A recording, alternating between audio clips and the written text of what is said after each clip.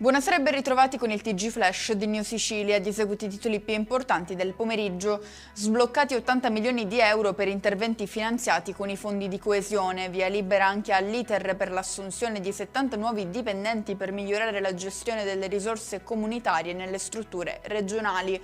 Questo quanto approvato oggi dalla Giunta su proposta del presidente Schifani.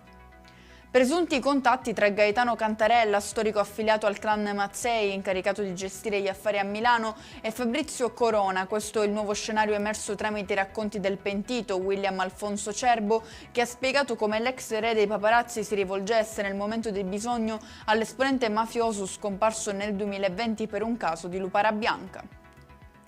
Rimaniamo in provincia di Catania, precisamente a Maugeri, frazione di Valverde, per una lite familiare avvenuta in una panineria della zona. Fratello e sorella avrebbero discusso con il fidanzato della ragazza, uno sarebbe stato ferito al sopracciglio con il piede d'appoggio di un tavolino di plastica, dopo essere stato colpito dall'altro con un coltello. Al via la selezione delle candidature per le assunzioni relative al progetto del ponte sullo stretto di Messina, lo ha comunicato WeBuild, sottolineando che si tratta di un'opportunità per migliaia di posti di lavoro in Calabria e Sicilia.